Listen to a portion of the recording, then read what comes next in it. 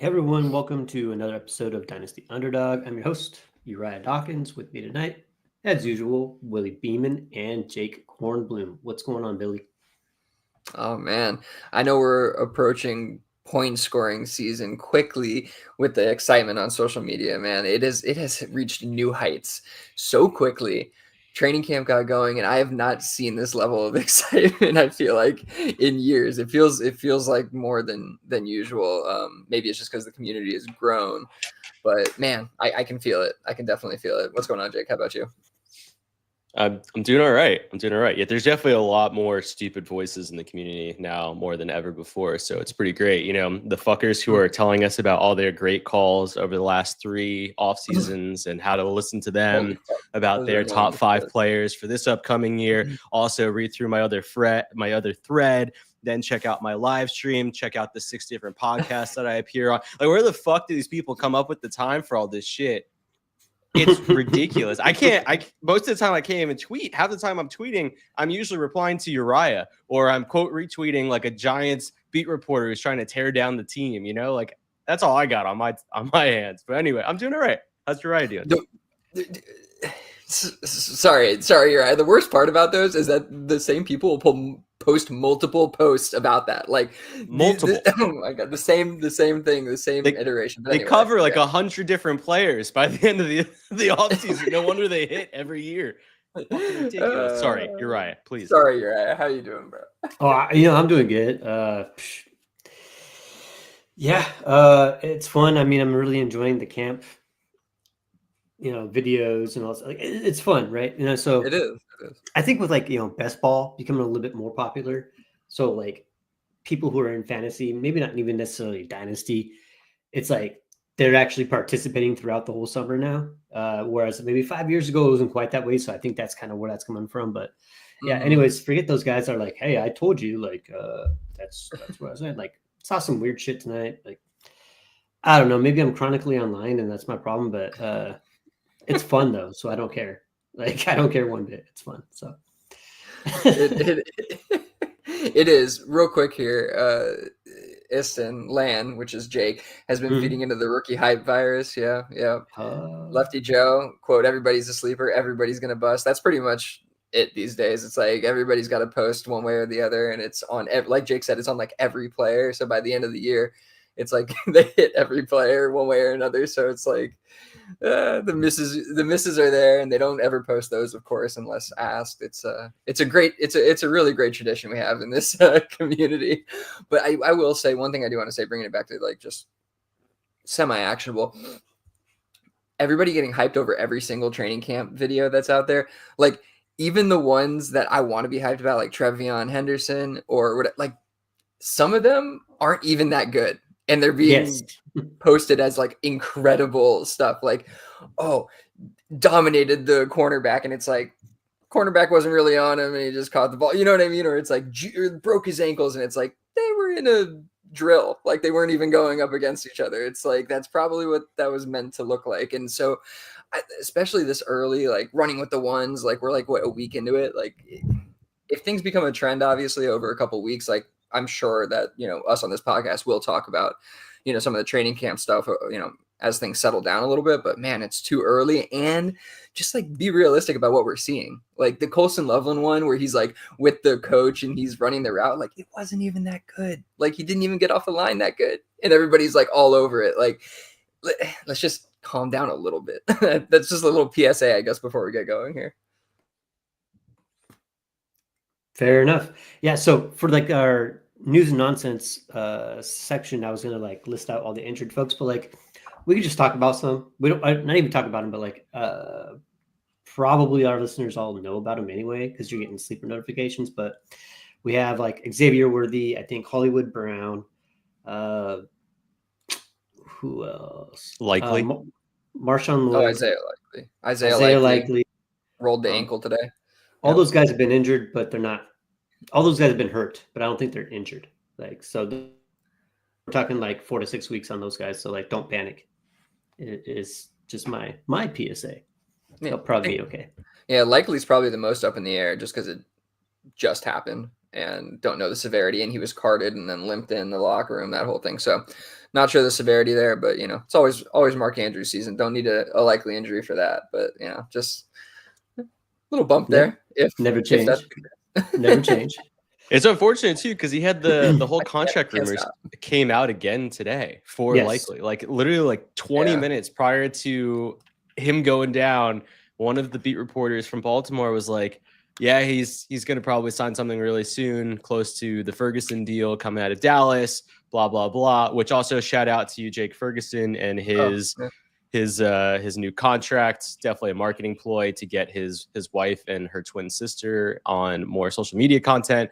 But keep on doing what you're doing, Dallas. No, I'm just kidding. But in all seriousness, like I do think that there was a space there for there to be almost a likely bump, but now we're probably most likely going to get a small drop. So I don't know if you're into Isaiah Likely, if you're into the idea that there's a role for both him and Andrews moving forward, I think this is probably a good buy window for you. It's fair. I like it. All right, cool. So we're going to continue on with what we were working on last week. We kind of went through some evergreen, maybe newer Dynasty type content for folks who aren't entirely sure how to use a trade calculator or what the values of Dynasty players would be versus coming off of redraft. And that's how you've done before. So with that, Jake, let's go ahead and finish this off. Trade calculator part 2, step-by-step approach adjusting the Dynasty value. What else you got here? Yeah. If you guys want, you can time me 10 minutes. I'll power through these 5 topics. I'm fucking going to fail that. So we started off last week talking about kind of the gist of what tools to use, right? We started off with plugging in the actual player that you want into either a calculator or checking the actual Dynasty rankings on different platforms. We then talked about going into the different trade databases to see what similar offers would look like for that player and subsequent players, because you could plug in multiple players. And then we talked about kind of forming the trade offer, but we didn't talk about like, why are you actually making the trade? And I think this week it'd be really awesome to talk about why we're going to formulate the trade and how, sending the actual offer, how to communicate with the league mate, navigating the counters and those interactions, retooling the tools, and then just about documentation, keeping notes, and how to learn to iterate from your first or couple of first experiences. So to start off from the very top, how does the trade impact the team? Like one of the biggest things I think a lot of people don't do when they're making trades is really understanding the league itself. Like, what am I doing in my league? What makes this league unique? And sometimes leagues aren't unique. Sometimes leagues are, as a lot of people would like to call it, chalk. They kind of align with every other league, and you very much kind of find yourself in a space where you don't have to give too much thought to the actual valuation, because you can just use whatever the platforms are because they have that general basis. Let's say it's start 10, standard PPR, super flex with 2 running backs, 3 wide receivers, and then a tight end, and the rest are flex. That's going to be, one of those situations where you can just kind of plug and chug and you don't have to really worry about it. There's tools out there that I think really help with understanding the nuances behind each league. All of them have different pros and cons to them. So first and foremost, from a free tool perspective, you do have the War tool from Dynasty Daddy. That is, from what I understand, it is for the last typically 2 years, I believe, but you can go year by year and it covers multiple seasons. I think it goes all the way back to 5 or 6. But you can look at each individual year's War, and that's based off of best ball scoring, not actual lineup scoring, based off of your scoring settings. There's also the Warp and A-Warp tool from the South Harmon folks. Guy over there, Koopa Troopa. He puts in a ton of work to working through and reworking the back end of that tool to make sure that it's up to date, accurate, and it's constantly getting revamped every single offseason. So shout out to Koopa Troopa. And what I really want to talk about with those two is really just about understanding the general tools themselves. So most importantly, what you're really looking at is understanding how individual positions end up impacting the league. So what you're really wanting to understand is, do I want to get into specific assets at their cost, knowing that this is what the quote unquote market is telling me that the cost is, knowing that if I get into a specific space, like let's say you are playing in a super flex league, but the point scoring has 6 points per passing touchdown. That would be a great example of wanting to understand what that impact is going to do compared to a 4-point passing touchdown league. In a lot of circumstances, you're going to find yourself wanting to draft and acquire higher end quarterbacks. The differentiation between them is going to be a bit higher. The difference will be, though, that there can still have lower scoring quarterbacks with high end touchdowns that maybe aren't as efficient, that can maybe creep a little bit more towards what that median, or sorry, the median value would be. So it's not as problematic, but that's not here nor there. Additionally, you want to look at your team's week-to-week scoring and how those individual players are going to impact your team's scoring as a whole. Are you trying to tier up into a new position? Or are you trying to tier up within the same position? What does that actual process look like? And once again, going back to what we were talking about last week, all of that has to do with the work that you're going to do within either the trade databases, trade calculators, etc. But it's things to be mindful of why you're actually making the trade. I can't tell you why to make the trade. That's not my job, but I am trying to tell you to be more mindful. Do either of you guys have any comments, concerns there?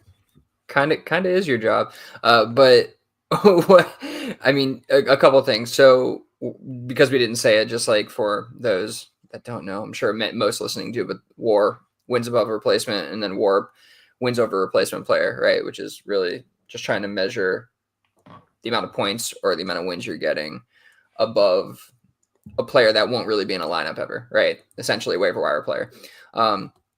And so it is a great measure. Definitely use the Dynasty Daddy tools. I think that's the easiest one for like anybody to just go use. And it actually is pretty effective. It's like, you don't need to pay for something to get the benefit of, utilizing that metric.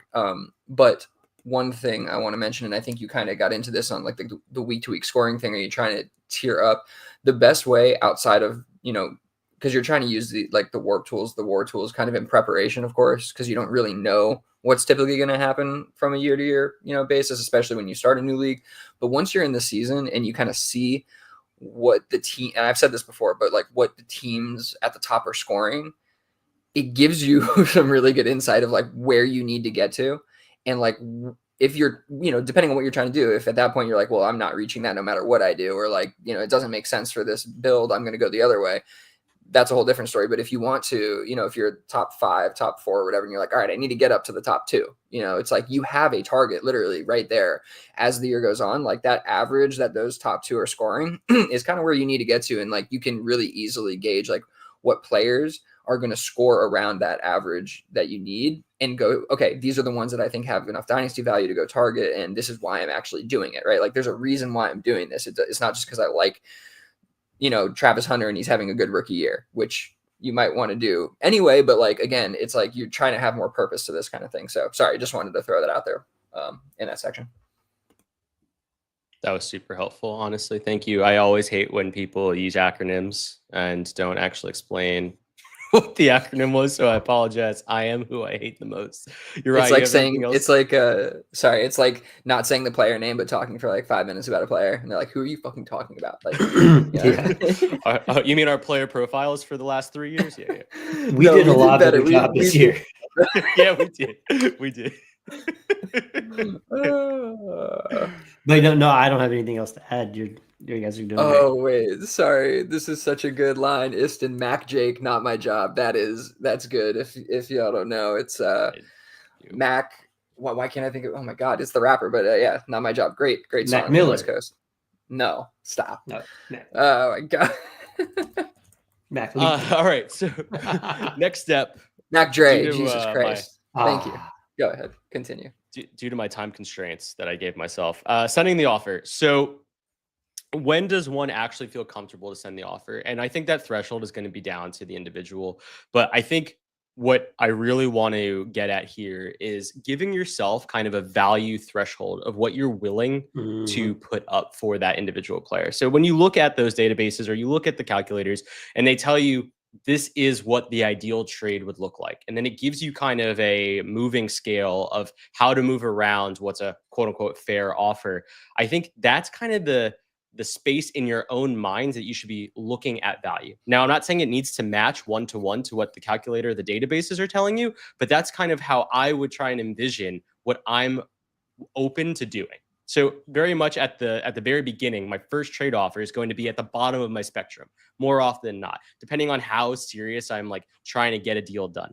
Then as I creep back up throughout the negotiations, I'll get closer and closer to what I think my ceiling value is and also the need for that individual team. So I think the biggest thing is going through the exercise of looking at those trade calculator outputs or the trade database outputs and saying to yourself, hey, this is what I know I'm willing to spend.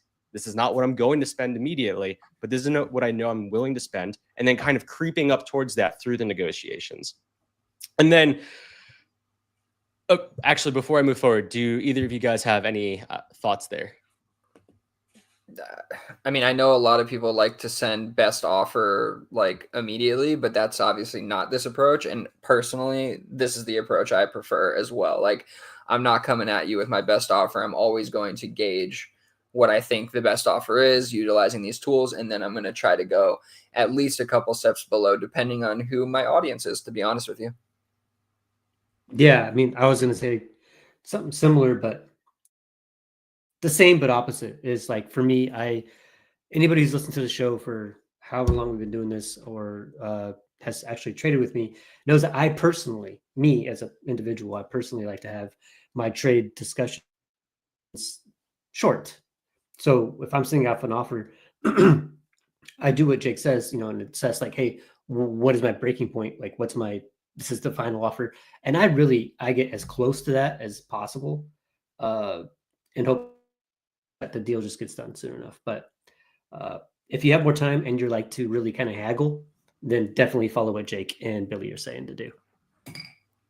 Yeah, I think that's super on point, and honestly, why I love this group is because we all do approach this differently, and that feedback is super helpful to everybody who's trying to navigate this for the first time or first few times.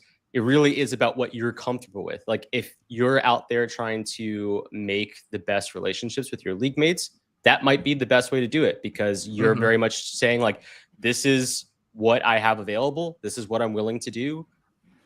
Come at me. Like that's what I'm willing to work with. Otherwise, Billy and I do think we like to haggle a little bit for lack of better words. I'm not saying I'm cheap, but I'm cheap. So, I think that that's very much the reality. But what happens when you do send out a bad offer? So you've sent the offer out now and it automatically gets declined, or vice versa, it automatically gets accepted. Like what is kind of the next step for you to like kind of work through that process? And I think the biggest thing on both sides, right?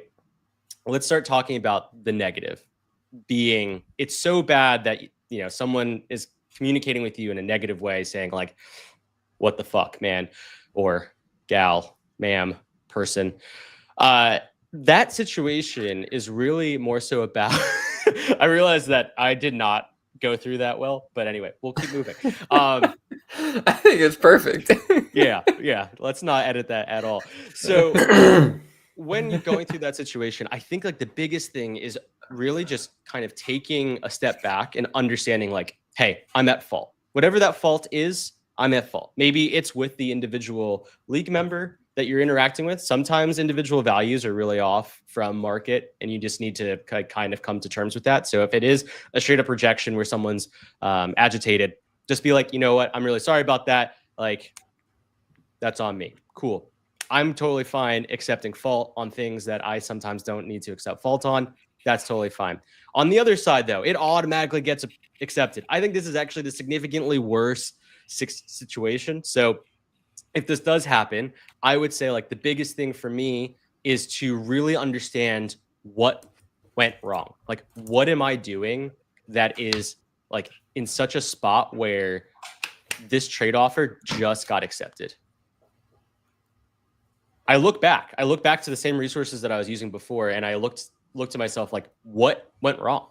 More often than not, probably something didn't go wrong, and it's like some weird micro economy, or the league is fucking with you, or that individual just happens to have similar values to you. I would say more often than not, don't take the bait of that situation and say to myself like, oh, I messed up, as long as you did all the due diligence before. I'll pass it to you guys.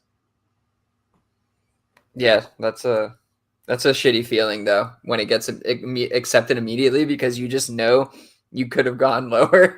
So like regardless of what it means, like that always sits with me. I'm like, damn, I should have. And that's why truthfully I do typically go a step or two lower, because it's like there's always that possibility that's how they're valuing them. And so there's always that wiggle room, I feel like, in that spot. But when I send a bad offer and it gets rejected immediately, most often I'll just give them like, well, let me put it this way. If it just gets rejected immediately and nobody says anything, like I'll probably just like not do anything. Right. Cause I know that like values are way off. I don't want to like overextend the other way now and like, make it look like I was really just being a bozo there or something like that. I'll probably most of the time take a step away. If somebody says something to me in the chat, usually I do not engage. I just give them a thumbs up. I say, I usually say all good, whatever it is, and just move on and let it sit for a while. And if I do want to approach that again, I'll probably come back to it in like, a week or so when like that is kind of forgotten. Unfortunately with Sleeper, they can always see that former trade. So, when you come back with something more reasonable, they may notice that, but given enough time, usually it's not a problem. But I feel like when that happens, it's best to just kind of like take a step back. I'll just add that because I do a lot of like just reject trades. That's just who I am, and isn't always about value. A lot of times it's just about I have literally no reason to move this player, or I'm not interested in that player, or this doesn't do anything for my team, that happens a lot because I think we're all guilty of it. A lot of times when we're sending trades to other people, we're not looking at their team. So you can't take it a look at it as like, oh, well, I lowballed them, which goes back to my first point when I'm trying to send an offer. I'm trying to get as close to like my max deal as possible, but a little bit lower. If it gets accepted right away, I'm feeling great because I'm knowing I sent an offer that is very close to my max, but is below my max. I feel fine knowing I'm not going to have to like go back and forth anymore to get this done. I got the deal done that I wanted to get done, and I got it a little bit below value. So sometimes it's not always about trade value when someone rejects all the time. It happens to do with individual players and team roster and stuff like that. So except for if you're getting an offer from Billy, then it's probably because he lowball drafts. Oh. Yeah, it's so low. I'm telling you, Uriah rejects my trades before I send them. It's amazing.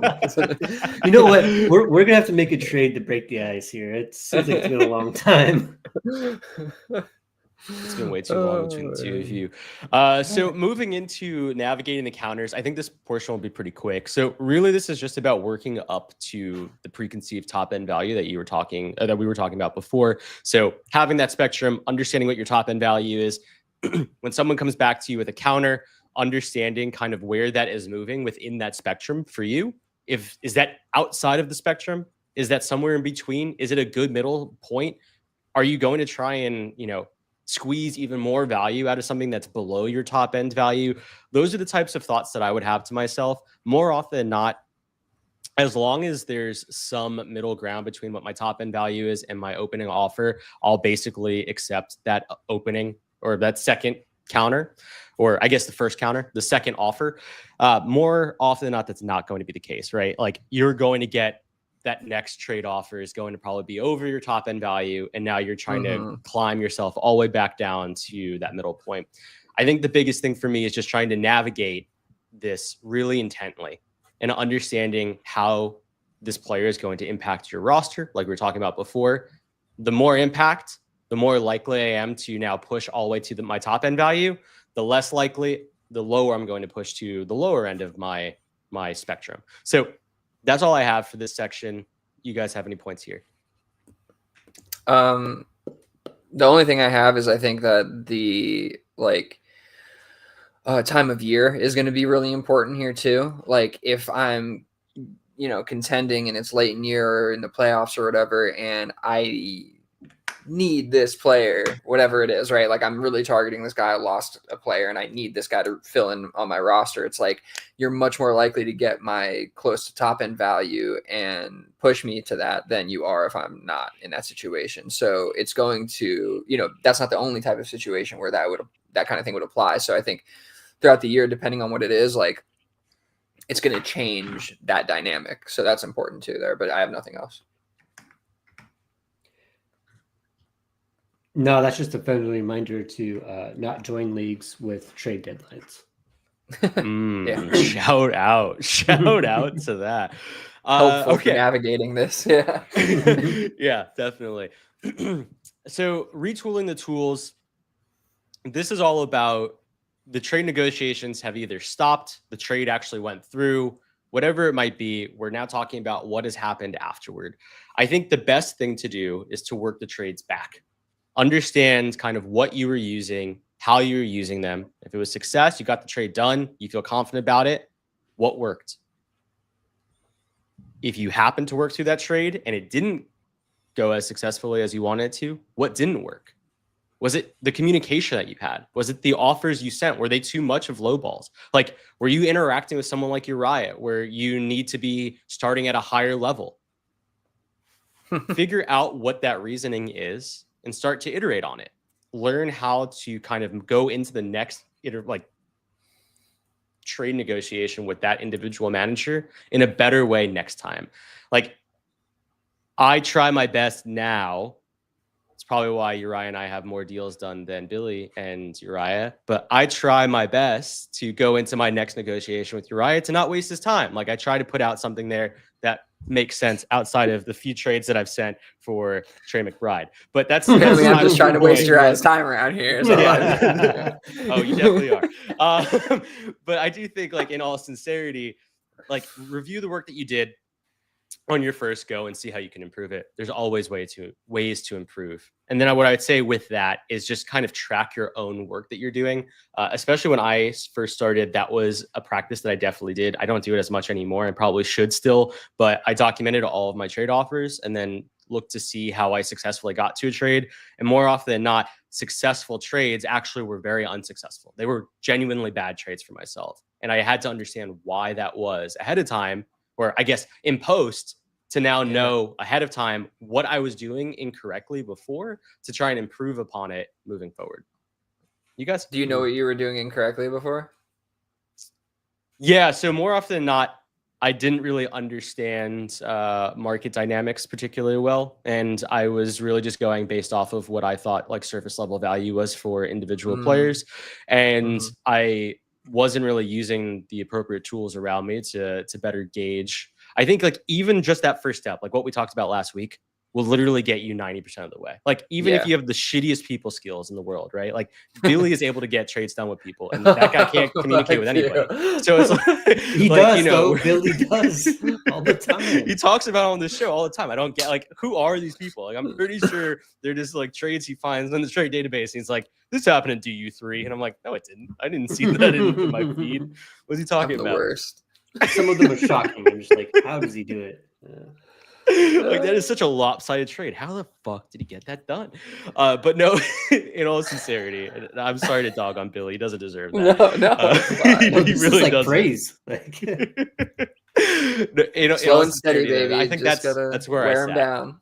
Wear him down. But yeah, I think that's where I was. All right. My last bit of thoughts on this was kind of going back to the just kind of like thinking back on evaluating yourself, right? Taking it a little bit of a different direction than kind of where you did, Jake. But like for me, most of the time when I'm thinking back, of course, right? This is how everybody is. You're thinking back on negative things more than you are on the positive ones, right? Like those are great and all good, but like you make a bad trade or something, it'll sit with me for like a month or whatever it is. And I'll just be thinking about it. And more often than not, it's actually process related for me where it would, and more often than not, the trades that I make that are poor decisions other than, my chasing QB decisions, but it's usually related to chasing points or something like that late in the season when I don't need to be. And that was, I think, the last couple of years where I recognized I was like, all right, like you need to stop chasing that value. More often than not, it's not winning you the league.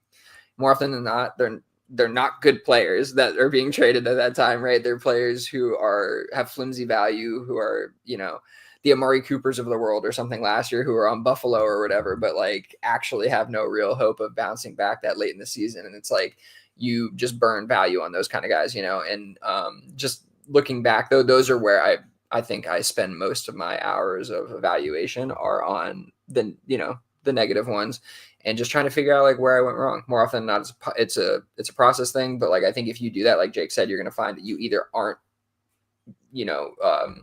keeping your finger on the pulse of the market well enough or something like that, right? Like it's going to be something you're going off vibes, whatever it is. Like you need to add in more, I don't know what the word is, but more inputs. You need to add in more inputs into your, your process to kind of get what you're missing. So yeah, that's all I got there.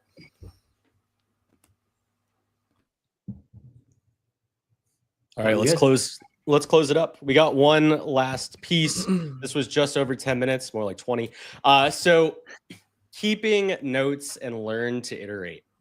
Biggest thing for me that I like to do, and this is something that also shout out to Siga_FF on Blue Sky and Twitter or X, whatever the fuck you want to call it. Leo Pasiga, he shouts out a lot of the literal written communications that he has with individuals. He writes down notes, he writes down trade offers, he writes down all of the work that happens. It doesn't even have to be internally. It could also be the bidding processes that people do in the offseason. It could be the different free agent acquisitions. It could be the way that they start players at different parts of the season. Is it based off of matchup? Is it based off of other things? So all I'm saying is take notes, learn to make changes based on your approach, based on the people that you're interacting with. So in your individual league, ideally in a 12-teamer, but if it's in a 10-teamer, you write about the other 9 people. But I would also have a section there for yourself. You yourself should be writing notes about you. Talk about what you're doing. Talk about what the other individual's doing. If you say to yourself, hey, during those negotiations, that individual called out the value of the player that they're trying to sell to an extreme value, or sent you a tweet hyping up that player, or did whatever they were doing, keep note of it. Understand that's how they navigate. Maybe that's how you can now navigate with them moving forward if that's how they think that that's the best way to move through trade negotiations. There's different ways in which we can kind of engage with the people of our ordinary lives. I don't think you need to do that for them, but when you're competing against them for money, I think it makes a lot of sense to be as like invested in the process as possible. And that specifically comes to a heads in trade negotiations. So you leave that trade, take whatever information you can from it, and then move forward with it to try and best yourself and best your opponent moving forward. Yeah, it's great advice. Definitely echo all that. I would just say, like you were saying, definitely keep tabs on yourself. One thing I realized is somebody kept coming at me in one league every year for my first round pick. And like, I realized, I looked back and I was like, do I keep trading this fucking thing?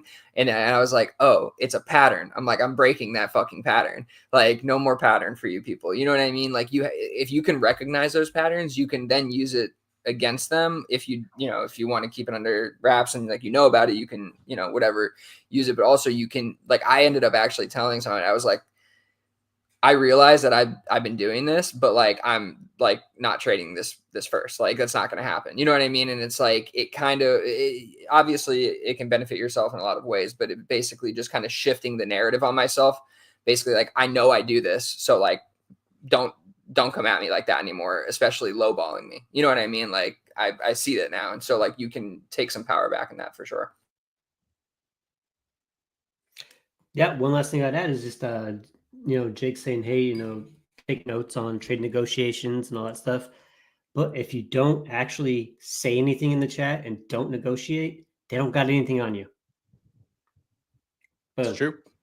It's true. Hey, less is more sometimes. I've always said that, I've always been a proponent of like being very calculated with how you're, conversing. So I definitely think that there is something to what Uriah is saying, and kind of like you are a little bit of an enigma if you don't, talk a lot and let on kind of like how you approach things, and you're just kind of all offers and all accepts and rejects. People respect that too. People like straight shooters, but also it does keep you, in the dark a little bit, which is a good thing sometimes. So definitely think that's a good approach, Uriah, or a viable approach, I should say. Jay here, only GIF replies. That would actually be pretty funny if somebody only GIF replied to everything. That'd be great. That's pretty good. Actually, I'm gonna try that. Right. I'm gonna try that. That's fun. You could get a lot done with GIFs. Like I don't. Yeah, you can. You can say a lot. Sometimes more than with words. Yeah. Cool. All right. Awesome. Good job, Jake, and Billy, all of us. That was, I think, a pretty good way to wrap up what we built on last week. So yeah, pretty good. All right, let's hop into something new here. So obviously we have training camp going on right now, which is awesome. I think most of our timelines are looking a lot better than they were a few months ago. If you're on the socials, if you're not on any socials, God bless you. But it's rookie fever, right? We had rookie fever before the NFL draft was going on, after the Super Bowl, leading up to prospect profiles and all other stuff. And then there's like a little bit of a lull until we start seeing these guys in pads. And now it's back, and it's awesome. Like, it's super awesome. Take it with a grain of salt. But, people want to say like, hey, stop hyping up, people in camp. But like, what else are we going to do? This is fun. So rookie fever. Let's talk about some guys that we or the community have a rookie fever for. And this could be completely like, just like, hey man, I really like this guy even before the draft. And now look at him like in training camp at a landing spot that I really liked in the first place. Like, yay me. Like, that happened. So let's talk about it a little bit. So who's giving us rookie fever? So Omarion Hampton. Obviously it's cool, Omarion Hampton, because Najee Harris blew his eye out with a fucking bottle rocket. And now it's Omarion Hampton season, and we have no real competition there besides Kamani Vidal, and they signed somebody that wasn't signed 2 weeks ago. Naheem Hines. Thank you. Naheem Hines. Yeah, that's right. Yeah. They got Rocket Sanders, baby. Hey, never know. No, so I guess I don't really know. A couple of rosters. I don't know how in depth we want to go about like this, because I don't know exactly how much it matters, but it's fun. Who are some guys like, let's say Omarion Hampton's getting more hype than you feel he should be, or is like a good point for you to sell? Are there some guys in the range that you'd be willing to move off of now here in July, or are you going to write it out? What are you guys' thoughts on this? So wait, the guys that we have next to here that you put here, Jake, these are all KTC equivalent values? KTC or around equivalent, or fantasy calc.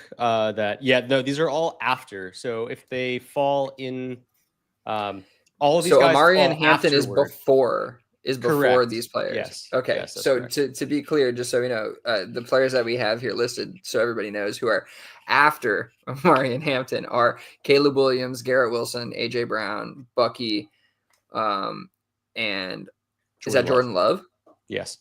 My God, I'm taking these quarterbacks. Like, I'm definitely taking Caleb Williams over Omarion Hampton. Like, what are we doing here? Right? Like, I mean, after that, like, I definitely can see the argument of Hampton over Wilson, Hampton over AJ Brown, though. I think that one's kind of shaky too, but whatever. I can see that. But like, I feel like the quarterbacks in Superflex, Love or Williams, I'm probably fine with over Hampton straight up, like, pretty easily. I don't know. Anybody disagree with that? No, I'm with you. Okay. So Hampton, wow, that rookie fever is up there. What I also just to recap. I was just gonna say, what I'll also say is, based off of what I saw on both Fantasy Calc and KTC has significantly more rookie fever. Like, the players in comparison. Yeah, I know. Yeah, it's like the most lowbrow of lowbrow ranking system, it feels like. People on that platform fucking love young athletes versus Fantasy Calc, which is actually deriving it from real trades. That's a little bit better. We'll talk about some of that comparison later on when we can talk crossover. But on this specific one, this is just KTC value. Okay, cool. All right. I mean, we can move on. I think we all agree on that one. Definitely explore your options out there on Hampton, unless Uriah, you have something else you want to throw in. Nothing really. Just I agree with you completely. I think everybody that you mentioned there, Williams, Wilson, AJ Brown, Bucky, Love. I think maybe I take Hampton over Bucky, but that's Same. just about it. Yeah, I agree. I agree with that. Yep. Definitely. All right. Tetaroa McMillan. Well done. Another guy. I like it. That's what his mama said to call him, so I'm going to call him that. I'm going T-Mac. It's so much easier for me to not mess up. And you know I will mess up a name if you give me the chance. So. All right, so yeah, guys coming after him are Purdy, JT, T. Higgins, and T. Law. And so when I put both in parentheses, just to be clear, that means on both KTC and Fantasy Calc, these players fell behind Tet. Purdy was only on KTC. Got it. Yeah. Again, I mean, sorry if I'm jumping over you. I'm looking at this sheet, but I'm taking the quarterbacks.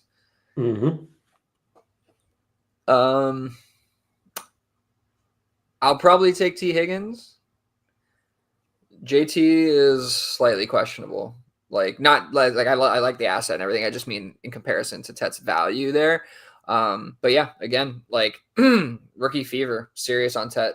I didn't think it was that high, but people are into him. So I mean, we did see him go very high in the rookie draft. So I guess I shouldn't say that. Yeah. Any thoughts on this? Anybody else higher on T-Mac? No. The only thing I'll add here is that because T-Mac Tetaroa is ahead of these players, technically, the way that would work in my mind is that I could actually get a small bump or plus on those players too. Yeah. So like, even if I can get anything on top of Jonathan Taylor to get out of Tet, like I'm going to fucking do it. Like I literally wouldn't give a shit if that's an early fourth or like it's two a better fourths, way to think about I'm it. Still probably going to do it. Like that doesn't really matter to me. So yeah, I'm going to probably be lazy because I handpicked these players. Almost all of them I think I'm going to pick over the rookie. But yeah. That's fair. That's fair. And I think, yeah, like T. Higgins plus like a third or anything else, I'm like, give me that. So yeah, that's a good way to approach it too. Uriah, any thoughts on this one? Nope, I agree for the most part. Kyle Williams, shout out to the best wide receiver ever drafted by the New England Patriots since 2010. Guys going behind him, Aaron Jones, Tracy, Darnell Mooney, also collarbone thing, I believe. Yes. J.K. Dobbins, Mixon, undisclosed injury, and Calvin Ridley. So just real quick, if I was contending, I think I would actually move off of Kyle Williams for Calvin Ridley this year. And that's a hot take, probably. That's probably a hot take, but I think I might do that. I wouldn't move off of Kyle Williams for Aaron Jones, Tracy Mooney, or Dobbins, or Mixon, but I might do it for Ridley. Yeah, I mean, I actually, what the fuck did I just do? Yeah, like I think a lot of people would agree with you on the Ridley thing, like especially like contenders just taking, the guaranteed points and the vet who's been solid. I think Mixon might have the better. I mean, because he's injured. I keep forgetting he's fucking injured. If he wasn't injured, then it wouldn't really matter. I think Mixon would clear. It's different. Then it'd be Mixon, no problem, right? But yeah, I probably agree. I mean, I think I would take Kyle Williams over everybody here. I mean, Ridley is definitely the one that you could make the best argument for, and I definitely would understand taking Ridley over him. But yeah, I mean, if you can get something on top of Ridley, like Jake was saying before, then that's maybe worth it. But I don't know. I really like Kyle Williams as a prospect. I really like what we're hearing out of camp. So I think I'm just going to ride that wave unless I get something better than these assets coming back my way. What do you think, Jake? Yeah, like the way I see this, honestly, is really going to be team dependent. But if I'm trading into an asset like an Aaron Jones or a Mixon or a Ridley, like I'm contending, right? And the fact is, I'm more often than not going to give up the hype around Kyle Williams, regardless of what I feel about him as the prospect, to get into the point scoring asset if I know that I'm acquiring an additional starter, even if it's for the year. So knowing the fact that I probably got into Kyle Williams for a late second or even an early third to get into some of these assets that are valued as early seconds or even late firsts, like depending on the individual one. Yeah, I know Mixon is injured currently, and that's probably forcing his value to be a little bit lower than it should be. Like, yeah, that's kind of the way that I see it. So in fairness, if I'm looking at these assets, I'm most likely going to trade into them to compete at a higher level. And I don't think that Kyle Williams is going to do that. Like, I just don't think that this, like his rookie year is going to have that impact on my team. I could be completely wrong there. And that's why I don't like player takes, but I think that's, go ahead. No, to kind of not like push back, but like, I guess to push back, fuck it. So push back. I don't think Aaron Jones, Tracy, Mooney, Dobbins are going to give you enough of an advantage, like point scoring advantage, to give up the potential of Kyle Williams, to be honest with you. Like, you can make the argument for sure on Mixon and Ridley. Like, I'll take that and say, but like those other guys, I specifically chose Jones, Mixon, and Ridley out of that group. In fairness, I'm not including Tracy, Mooney, and Dobbins in my analysis. Okay, there. Yeah. I mean, either way, like, I'm personally trying to find something else other than Aaron Jones, Tracy, Mooney, Dobbins. I can go with the other ones. Mixon, I think, would easily be over him if he wasn't injured. So obviously I agree there. But the Ridley one, I understand for sure. I think that one you're getting like points in your lineup that are probably going to be significantly greater than what these other guys can offer. And Aaron Jones obviously offers that. I think his injury risk is so great that you'd basically be just like throwing away a roster spot, a pick, value, whatever it is for that kind of player. So that's why I would go away from that. Yeah, I hear that, but it's also dependent on what kind of assets that you have. And the way that I typically build teams, I don't have future assets more often than not to give away. So this would be my way of getting into an additional starter and depth that I think would help you compete. So like, I hear your pushback. I just think that that's how I would maneuver through this group. I feel like this is like my James Conner trade in League of Legends. Like, I would trade Kyle Williams at the end of the year if I'm contending for one of those guys or something like that, probably, if I really needed points and he wasn't doing the job. But like, I don't know if I would do that now, if that makes sense. Sorry to get hung up on this. No, by all means, I think that player. We get it. Yeah, exactly. I should have known. It has nothing to do. We'll see how he moves around the Cam Scadaboo one. Let's go to the next one. All right, let's go. Let's keep it pushing.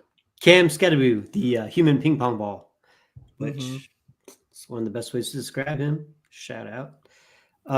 So guys going behind him, David Montgomery, Brandon Ayuk, and Sam Darnold. I take the quarterback. I take the quarterback. I mean, if I'm rebuilding, obviously you're going to keep the young guy Scadaboo, right? So if you're not and you're in some other Scadaboo, if you're in some other, I love it. If you're in some other situation where you're middle to the top, I think in Superflex you're going to go ahead and take Sam Darnold and see what happens there. Montgomery, love the guy, but I see a world where Scadaboo scores more than Montgomery this year, and obviously probably for the rest of their careers. And Ayuk, we'll see what goes on there, but the quarterback for me, for sure. Oh man, I don't know. Like I don't know. Like I'm so worried that Darnold is not going to work out that this one is hard for me to say the quarterback, but I get that. I'll probably take him over Montgomery. I'll probably take Ayuk over Scadaboo. Like I just think the pedigree there. I see the bounce back happening eventually. How muddy and murky that wide receiver room is, like we talked about last week. He could come back and easily be the wide receiver one on that team, wide receiver 1 or 2. And even if not longer term, I think he'll be a pretty solid asset. So I do think that, here's from Ricky S, any value for Monty having such a locked in contract. Yeah. We might be throwing Monty away too fast. Like, he could easily score 15 touchdowns in this offense. We've seen him do stuff like that. So what's your read on it, Jake, being the resident Giants fan? Yeah, I'm taking Montgomery, Ayuk, and Darnold over Scadaboo every single time. This is just such a this is one of those circumstances where I think we're getting caught up in liking the player and not understanding the situation well enough. Like Tyrone Tracy, we can say whatever we want about him, was incredibly efficient last year. Like incredibly efficient. He's not going to just roll over and lose his role. And the fact is that if you're worried about a running back who's going to get, 40 to 45% snap share, like that's what you're going to get in Cam Scatterboo, who's not even remotely as efficient as David Montgomery. So, like, what the fuck are we doing? Like, and on a way better offense, yeah. You're right. In a significantly better offense that's worked together for multiple years at a much higher level than Russ and the rest of this fucking offense. Like, I get it. I hear it. I understand the fears in Brandon Ayuk. I just think that Cam Scatterboo is one of those assets that he's going to have a very short shelf life and will like what he does in spurts. But in terms of fantasy relevance, I'm not too concerned about it. So yeah, happy to trade away Cam into Montgomery, Ayuk, or Darnold immediately. Yeah, cool. That's fair. All right, next one, RB2 of the 2025 running back class. Hell yes. Caleb Johnson. Say it with your chest. Travion Henderson. Sorry. I will not. Okay. That's fine with me. So we have Xavier Worthy. Oh, he's valued. All right. Xavier Worthy, Terry McLaurin, Flowers, Hawkinson, and Addison. I love Caleb Johnson, but I will take McLaurin, Hawkinson, and Addison over him. Really? Okay. I think I'll take Hawkinson over him. I could see McLaurin over him. I kind of have a feeling Caleb Johnson's market value might be higher than McLaurin, so I'd probably take Caleb Johnson over McLaurin. That the Worthy one is interesting, but yeah, I'll probably take him over all those wide receivers, to be honest with you. I just think I can do more with that value. And I don't feel like those guys are significantly better assets, like point scorers, really. It's a tough one, though. I don't know. What do you think, Jake? Yeah, I agree. I think the only one here that I want to maneuver, like in this specific market with, would be Xavier Worthy. I think even as like super high on Hawkinson having a rebound year this year, like this isn't how I want to be moving my assets. But yeah. Can we just cover the comment that just popped up about Tracy? I was going. Don't worry, I was going to pop it up. I see you have feelings. Tracy can't hold on to the ball and his ass in pass pro. No, I'm kidding. Jake. No, Jay on YouTube. I just think that this is a really bad read because that's literally the same issues that Cam Scatterboo has. Like he doesn't fumble the ball, but he's absolutely ass in pass pro. He is ass in pass pro. Yeah, like we've talked about it even on the show. So if you listened to our player profiles, the dude blocks with his neck. Like he is going to hurt himself at some point in his career. Like he will, unfortunately, Zach Moss himself at some point and break his neck into 3 different points based off of his absolutely terrible technique in the way that he blocks. So like, I get the fear of Tracy as a fantasy asset. This isn't me hyping up Tracy. This is just me pulling Cam Scatterboo back down to earth. So let's not conflate the two. It's just like Tracy could still be just as bad. I just don't think that this Giants team is an offense that you want to be investing in unless you're getting into Malik Neighbors or maybe like a super cheap Theo Johnson or a super cheap like Thomas Fidone or some bullshit like that. Like that's about it. But outside of that, keep moving. I mean, real quick, this section is, the rookie fever antibiotics. And like, that's the point is that, we are holding on to Cam Scatterboo, the person. We really like that he is this hardo football guy. And that's definitely clouding our judgment, I feel like, a little bit in terms of value. So, yeah, we can move. Yeah.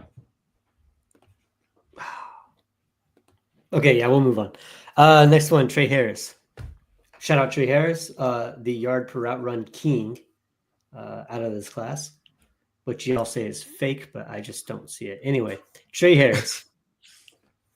Having a pretty good camp there. Guys ranked and valued below him.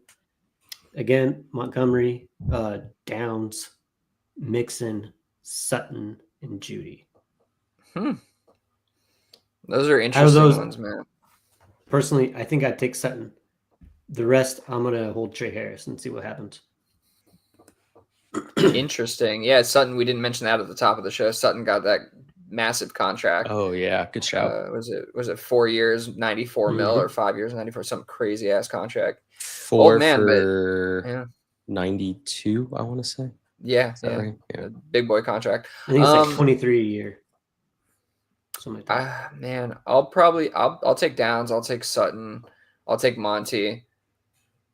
I don't know if I'll. Yeah. I guess I was. Mixon's a tough one right now, just because that injury. Because like his value is really all baked into, I feel like, this year, to be honest. So like I'm just kind of shying away from him. I'll probably hold Harris at that point. And I don't know. I feel like Trey Harris and Judy are very similar in terms of like assets at this point. So like either one I'm fine with. Yeah, I think I'm probably taking everyone here except for Mixon as well. So that would be David Montgomery, Josh Downs, Cortland Sutton, and Jerry Judy. But I think that that's just really down to my pigeonholing of Trey Harris. And I very much could probably eat my words on that. But I agree. think that's kind of where I sit. And I'll probably be really happy about it at the end of the year if I'm right, and really sad about it because I have no shares if I'm wrong. So that's how this goes. You and I are in that same boat. We'll be rowing down that same river if that's the case. We'll see. All right. Well, I hope for both of you guys' tiers. Let's put it that way. Fair. I think I only have like one Trey Harris share, but that's really beside the point. All right, next one. Terrence Ferguson. Definitely probably going to end up having a pretty good role there, I think, in LA. So, guys ranked below him are Calvin Ridley, Gino, Juwan Jennings, and Russ. Oh, and Dallas Goedert. Wait, Gino? Geno Smith, yeah. On Dude, Geno Smith is that's insane, not being respected dude. at all. Just doing the Scott Fishbowl recently. Being able to get him, I think, in like the 15th. That just seems kind of wild to me. Especially being paired up back with Pete Carroll and all that. I think there's a lot of Geno hate that I don't think the market is being as kind to him as he probably should. So with that, Terrence Ferguson, I would take Calvin Ridley over him. I would take Geno Smith over him. I would take Russ over him. And that's about it. Yeah, I'm pretty much in the same boat. Probably not Russ though. Honestly, probably not Russ, but definitely Geno. I'll take Ridley over him. I don't need any piece of Jennings, and like, I'll take the shot on Ferguson over Goddard personally. Mm-hmm. Jake. Yeah, I agree with that. Yeah, I'm probably taking Ridley and Geno. Oh, man. I think in reality, as much as I don't really like Juwan Jennings as the asset, as a player, I think as the asset, he has the most likely situation here, given the other injuries that have happened within San Francisco, to probably increase in value to a point where I'll get more out of him. I could probably get Ferguson plus at some other point in the season. So I'll probably go that path. Yeah. Russ, I included him because I think he's a really interesting player to get in or out of right now. But to your point, Billy, I can see from like a dynasty value perspective, like you're never going to get more out of Russ. So like, I'd much rather be into the better asset. But if I'm talking about like a pretty thin quarterback room where maybe my QB3 is something that I'm not super confident in, I don't mind getting out of maybe like my tight end 3 to get into a QB4 type situation. And I guess you're getting plus probably on Russ too, potentially. Yeah. Right. Yeah, So you can maybe backfill the Ferguson pick next year. Yeah, maybe this is like Russ plus a third, and you basically just acquired a free Ferguson next year type, to your point. Yeah, I think I like that mentality if that's kind of like what I'm doing for my roster, but I don't just like it for the trade value. I just want to say Juwan Jennings did leave practice with a calf injury. Don't know how serious, Today? but Today? I think so. I heard. I just looked it up because I know I heard it. I don't know if it was today or yesterday. It was, yeah, last couple days. Fucking Christ! Yeah. Just So don't let them practice anymore. Shut it down. Yeah, that 49ers team, bro. They don't know how to take care of calves over there. Kind of. I did want to touch on. I mean, since we're here and talking about, well, no, never mind. Keep moving. Let's finish this off. Keep going. All right. Next one, Elijah Arroyo. Guys going behind him would be Michael Jacoby. Myers. Jacoby Myers. Thanks, bud. Yep. Debo, Diggs, Ingram, Connor, Pacheco.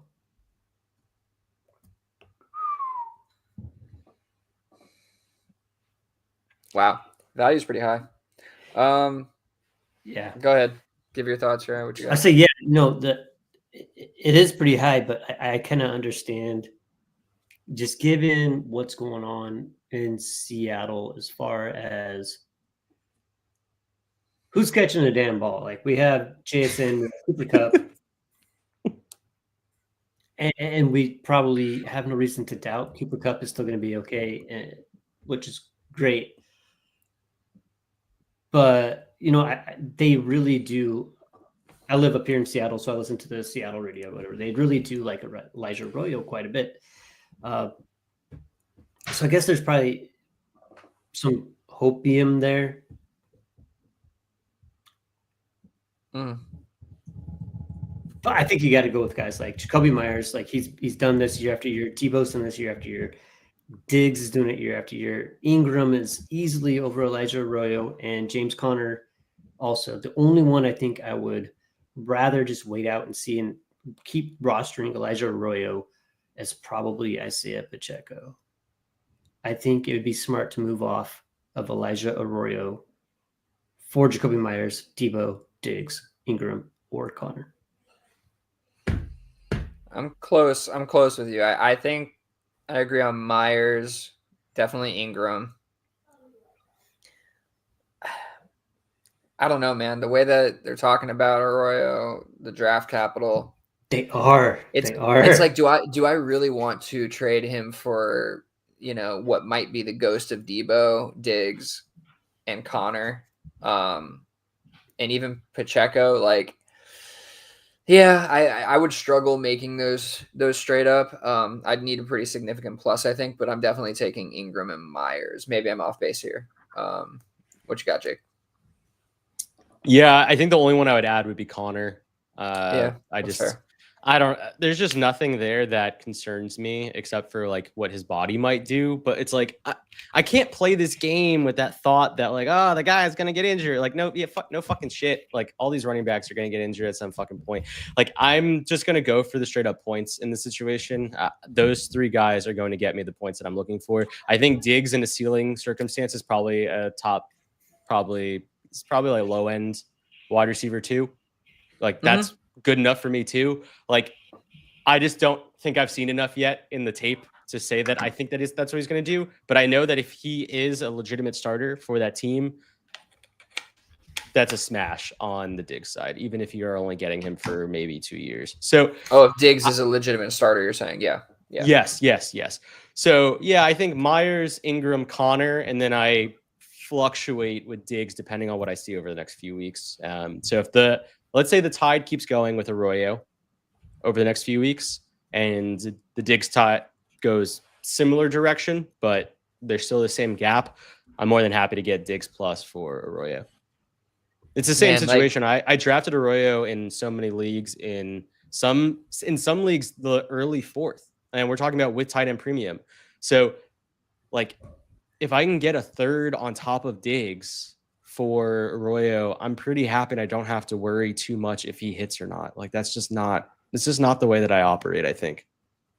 Yeah. I just I tend to be a little bit more conservative in terms of the asset I'm trading for. Like some of these guys, again, these aren't exhaustive lists. So I would probably try to find some players that aren't so fragile to an injury completely derailing their career at this point, right? Like it's not like I don't care if a guy gets injured and he comes. It's like Diggs has another injury and we're done. Connor has a significant injury, we are done. You know what I mean? Like, and I get that Arroyo might just not hit. So same thing, done, valueless, right? So it's like you're playing that game, but if I'm playing that game, like I want to go after a Myers or an Ingram that has like a much more stable profile, but also offers the points you're looking for. And I'm not worried about like, I'll almost never have to worry about it, even though Ingram's older. So I get that an injury could completely derail his career too, but they feel so much more stable of assets than these other guys. You know, he's a guy who could definitely play into his 30s, I think more than some of these other guys could. So yeah, I don't know. That's just how I'm kind of approaching the thought process here. I hear that. Cool. Last one. Across all social media and just following beat writers and such, another guy that's been getting a lot of hype is Ja'Cory Krosky Merritt, or JCM for short. So there are no equivalent players really listed there that are veterans that you could kind of stack him with, because he's very lowly ranked because he was drafted so late. But I will say, when we are looking at these camp videos and camp highlights, and of course I have a lot of bias, as anybody knows that actually listens to the show and follows me, like I'm pretty high on what JCM can do as a player, not only based on his metrics and his overall profile, but also the team's ability, proven track record of letting later round running backs get a run, and then also the talent in front of him.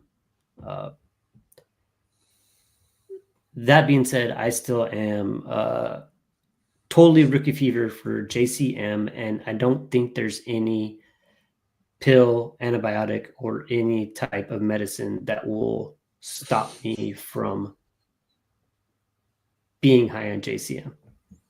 2/3. Will that get JCM from you? Not in every league, but I have so many shares that I would do 2/3 for him once or twice. Yeah. The only reason I say that is on KTC, and the reason I didn't provide names is like it's bad. On KTC, it's Malik Washington in early 4th, Quinn Ewers, De'Ami Brown, Spencer Rattler, Jalen Hyatt, Gunnar Helm. Yeah. Like these aren't trades that anyone would do in real life, right? Like that's a reality for KTC, and like I said, the weird fetishization that they do on that fucking website of young players. I don't know why. So I was about to say, is he worth getting into, like, or trying to get into? Right, well, at this point, I the thing is, I don't know, because I just don't think that these resources are good to understand it. I guess is what I'm trying to get at, is like when I look at even fantasy calc based off of actual trades that are occurring, he's still 212 overall. 212 gets you around Troy Franklin. Okay, here he's near Jalen Royals, Tyler Shug, Dontavian Wicks, but still a 2025 409. Like, how is that? Like, I don't even understand what these, like, I don't even understand what I'm looking at. It just doesn't make sense. So Adam Thielen, like, I think if I sent someone Adam Thielen for Ja'Cory Krosky Merritt, they would tell me to go fuck myself. Mm-hmm. Yeah, I think I've heard. And by that I mean Uriah. I think I've heard more negative hype. That's not even what it is. That doesn't make sense. But I've heard more negative comments about Brian Robinson than I have heard positive comments about Ja'Cory Krosky Merritt. So I definitely think that you could potentially get into Merritt, and I think he's only going to rise from this point, you know, from a community perspective, a market perspective, I should say. So there's going to be some opportunity to get out from that asset at a greater cost. So yeah, definitely want to look into there, even though he's kind of like a DU. It's like a DU hype. It's not really rookie fever. It's really Uriah. It's Uriah fever. Yeah. So, hey man, just really quickly, I'm looking at the trade database. I'll just go through the top trades that are the last 2 days, because there aren't that many. Joe Mixon for JCM and Javonte Williams, a 2027 2nd-round pick for JCM. JCM and a 4th for Devin Neal. Like the differentiation between already those two trades don't make any sense. DeAndre Swift for JCM and a 2nd, JCM and a 3rd for Russell Wilson. Ooh, that DeAndre Swift trade is nice. I would do that. I would get out of Swift on that. I'd get out of Swift for a 2nd probably straight. So if you're giving me merit, that's probably the idea, right? Yeah. JCM and a 3rd for Jalen Warren. I would probably do that actually. I know you could probably get a 2nd on Warren, but I'd probably do that. And then last one, I'll just throw it out because this is going to tickle. This is really going to tickle Uriah's pickle. RJ Harvey. Are you ready? RJ Harvey for Caleb Johnson and JCM. Oh my God. I think he just came in his pants. Oh my God. Caleb Johnson. Okay. Oh my God. I need more RJ Harvey. Yeah, everybody needs more RJ Harvey to move. Oh my goodness. And I would not even have time to blink before I hit accept on it. I wouldn't even have time. Oh my goodness. What it does sound like is that JCM right now with camp hype, and then also maybe more people who aren't locked in the whole time after championships and the draft comes, and then where we're at now in the dynasty season, I think there's room for JCM hype to grow. So my pickle's tickled, and we'll just have to see where he goes. He's still. It sucks too.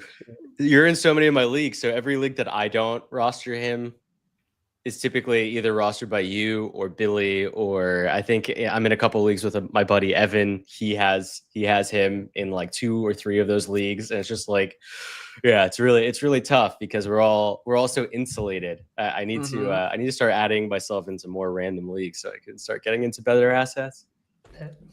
Yeah, the challenge is too great. Chances are he's not going to be anything. But the cost, even still now, after a week worth of hype, the cost for JCM seems to be pretty super low. Palatable. So yeah, that's cool. Good stuff. Yeah. All right, cool. So here we'll talk about. Let me see here. What are we gonna do? Where do we want to go from here? Do we want to hit these vets right here, or like any of these? Because like we talked about a lot of these guys, we could hit CMC and Henry if we want, or we can. Yeah, let's just do that. I think that's a good, because we covered most of the other guys in other trade or like in other groups. So yeah, CMC and Hunter Henry. So yeah, this way we're looking a little bit the opposite direction, right? We're looking to big pharma for the antibiotic. We're looking at some vets kind of the opposite direction here. So yeah, go ahead, Uriah, if you want to kick us off. Yeah, so this would be the antithesis of rookie fever, or the solution or cure for your rookie fever is like, hey, I got this player I've been scouting for months and months. He went to a place that I like, and he's doing well in training camp. There's this hype, but you're still holding on to a ball of risk that you don't have with a veteran who's provided some who has a record to really ride on. So let's look at some vets and some of the rookies that are near him and see if this is somebody that we'd want to move off for someone who's more proven. So we have Christian McCaffrey. Guys going around his range or after his range, I believe, as Jake has put it. We have Tyler Warren, super hyped the last couple of days in camp. Emeka Buka, also very hyped in camp recently. And then Caleb Johnson. What do you think there, Billy?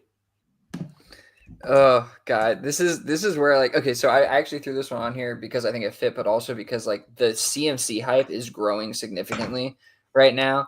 Of like, everybody's injured, yada yada yada. He's gonna get everything, okay? But it's like just a year ago he was dealing with these chronic, what was it? Achilles, right? On both legs. And now it's gone. It's just cured. I don't think that gets cured like necessarily. Like, I don't know.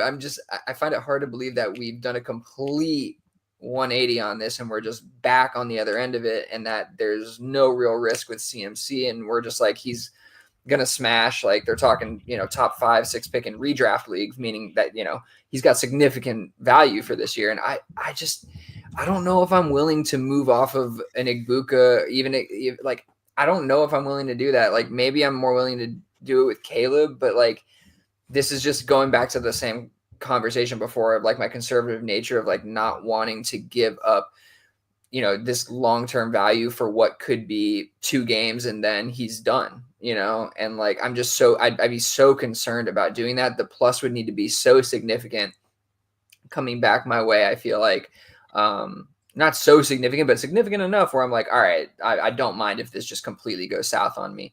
I guess Tyler Warren I'm a little bit more like okay with, but I don't know if I'm okay with giving up any of these rookies really. For CMC, I will have very little to no CMC, I guess, this year.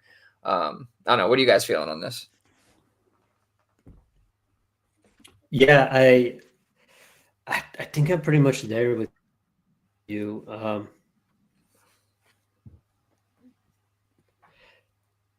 The short answer is that CMC has had a absolutely fantastic career. But he is getting old, and it's not like he's getting old and wasn't injured. Like he missed like 8 weeks last year, something like that, like a long time. And I think these are the rookies you're comparing him to: Tyler Warren, Igbokwe, Caleb Johnson. Caleb Johnson, obviously for me, I'm biased compared to you guys on Caleb Johnson, or at least not biased, but like I have him ranked higher throughout the whole process. But I think this is a time where like you really got to not really try to go shoulder to shoulder with Father Time. I think at some point you got to say like, hey man, like take these assets. These are not low valued rookie assets. Like Tyler Warren is wanted and is valued highly, and right now is getting moved around quite a bit, and it's getting looked at really hard by this coaching staff.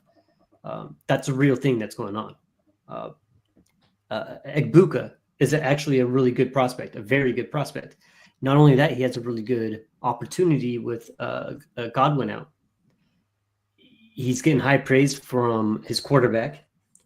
Just not even like a surface level type of stuff. Like, oh yeah, he shows up every day and he's got really good hands and all the normal stuff that you'd hear from a quarterback talking about his rookie wide receiver.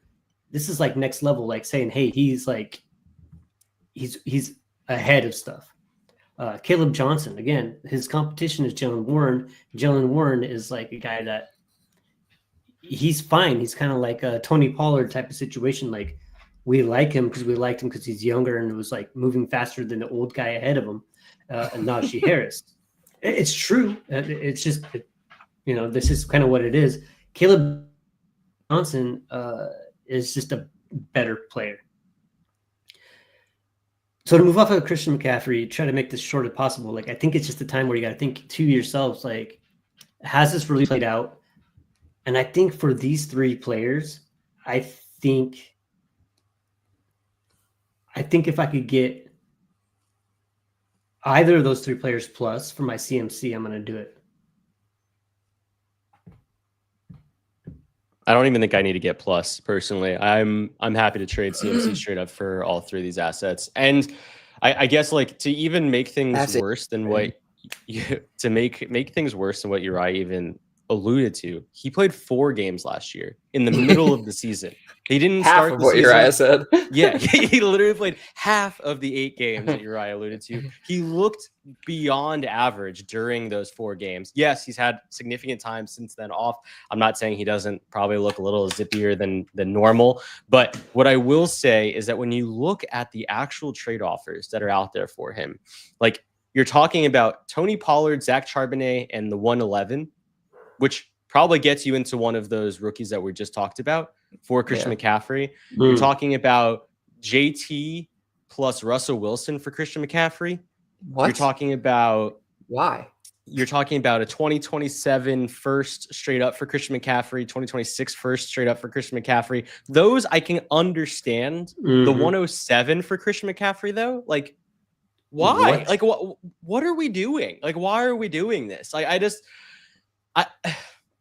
I don't personally get it, and I'm sure I can eat crow later on this year, but it's just not this isn't the gamble I'm willing to make, because it comes at a significantly higher cost.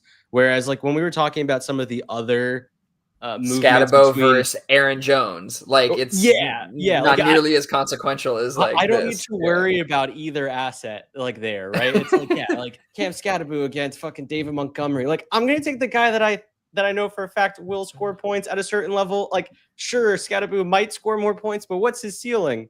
David Montgomery? Probably. Like, I don't know. Like, in this situation, the risk is too fucking high. Like, when we're talking about top 100 dynasty assets, like, I don't need to deal with the risk side anymore. Like, just give me the optimism and let me trade into something else. There's 99 other assets around Christian McCaffrey that I could trade into that don't have to be him. And I think, like, I mean, what's not being said here, because we're all kind of on the same side of this, though, is like the idea is that, I mean, it's McCaffrey offers that great ceiling potentially, right? But I guess, I mean, maybe we all agree on this, and I just want to at least throw out that side of it, is that, like, even when he came back last year, he wasn't providing that upside. Granted, he does look healthier in some of these camp videos. We're seeing like 100%. So I could see him being back to form early on at some level, right? Or like something that looks like form early on. But I just don't believe that it's going to hold up. And if you're telling me that they don't have any wide receivers and he's going to get 30 touches in the first, 5 games, every game for the first 5 games or whatever it is, or 25 touches, like, I have real concerns about his long-term health over the year. So, like, yeah, when it comes to Igbuka, Caleb Johnson, or Warren, they probably don't individually have like CMC's ultimate upside in them, but they have enough upside to where it's probably about where CMC is going to be on average at this point, or enough to just be like, yeah, I don't need that risk. So other way. So yeah. All right, we can move forward on that one. That was just one where I think a lot of people are thinking basically like what Uriah was saying. This is kind of the thought is this is the antithesis, right? Like what vets could potentially, outscore these rookies, or that we're thinking of the wrong way. I think a lot of people are thinking, how we're talking about this, like they're like, no, I would give up those assets for CMC. He's going to score me 30 points a game, So I think a lot of people are thinking that. I think we would all collectively like to fight against that group think this year. So, okay, we can move forward on to Hunter Henry. Hunter Henry. Also, after talking about it last week, I did send an offer out for Hunter Henry. It did get rejected, but I also did lowball. So that's my bad. But all right. You didn't send your highest available offer? No, I didn't. I said like probably. Yeah. Oh. Yeah. Interesting. Why would you do that? Why would you do that? It was Matt. It was Matt. Matty J. It's like I knew this guy. I had a little room to finagle. Maybe that's amazing. It took him like 4 days. Okay. Then he rejected. But all right, so Hunter Henry. That's worse than a rejection, honestly. Yeah. Then, I don't think he checks every day. I don't either sometimes. So Hunter Henry, Alec Ayomater, DJ Giddens, Orlando Gadsden, and Dante Thornton are all valued right around Hunter Henry. Yeah, I mean, and so I think this one's kind of easy for me. I just think you take, you sell any of those rookies for Henry. Yeah, I'm in agreement, and that was again talking about the exact point of this, like part of the segment is like, what are we doing here? Trade all of these guys who are likely to be absolutely nothings and go get the guy who's probably about to get 90 targets. Like we talked about it briefly, I think over the last like 2 weeks. Maybe I'm exaggerating on the targets, but somewhere in that range, 70 to 100, like he's probably going to be in that range. And he's going to be scoring touchdowns just like he was last year, and the offense is going to be better. So all those things, yes, a little bit of Patriots hype, but if we're talking about Alec Ayomater, DJ Giddens, Gadsden, Thornton, like give me Henry 10 times out of 10. I think Giddens has some, there's some interest there for sure in a decent situation. So I'm not like shitting on these guys. Ayomater also has some, potential low end potential, I would say, more like floor potential. But yeah, in a tight end premium league, this is Henry 10 times out of 10. Easy. Mm-hmm. Yeah, I think the only one that I can be slightly convinced on, just because running back usage is like pretty exponential given circumstance. So God forbid JT goes down, that running back room is it's bad. Giddens. Yeah. So I think Giddens is probably the only one here that I question, but the other three, I'm pretty heavily on the Hunter Henry side. Maybe if you're giving me Giddens in 2/3 or something, like then maybe I'm That's like, I don't know. Maybe like I was about to say a second, but I thought that would be very aggressive, so I said 2/3. That's aggressive. Yeah, you're not getting a second for Hunter Henry straight up. Well, I know, based on the market, but I think once he starts scoring, it's going to be a different story for sure. Like, you know what I mean? Like, I think mid-season, like it'll be a little bit different, but that could be the same. The same could be said for Giddens. Who knows? But yeah, Giddens is in the most interesting situation of these 3 or 4 guys we have here for sure. And also to Billy's defense, just the heads up, Hunter Henry in 16 games last year, 97 targets. The year before in only 14 games, 61. 2 years before that, in his first year in New England, 75. His last year in LA, 93 in 14 games. The year before that, in only 12 games, 76 targets. I don't think it's that crazy to think that he can hover around 9,200 targets. I think Hunter Henry, if anything, lacks a little bit of health consistency, but I think the upside to him in this offense, given what is existing in the wide receiver room, screams Hunter Henry usage up the wazoo. I'm 100% sending my 1 share of Alec A. Minor to the Hunter Henry owner in that league. So I have a couple of those. I'm going to do that too. That's a good point. Let's finish off as quickly as possible these trades and on-trades. I have to take a piss, and it's later than I like to be on here, but sorry, that was uncalled for. That was my water flowing sound. Yeah. Trades and on-trades. So we have Sam Laporta, a 2026 second for Buka, Brenton Strange, 26 first, 26 fourth, 10-team Superflex tiered PPR, or 12-team Superflex tiered PPR, 5 to the running backs, 1 to the wide receivers, and 1.75 to the tight ends. I love that sound effect. That was amazing. I'm gonna go on the Igbuka side. Like, okay, cool, thanks. Yeah, same. I don't know. Like, I definitely see the value on the other side. It's a good trade, but yeah, I guess I like Igbuka way too much.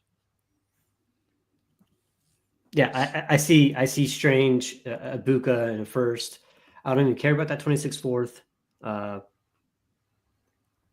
is nice, but yeah, Ibuka side.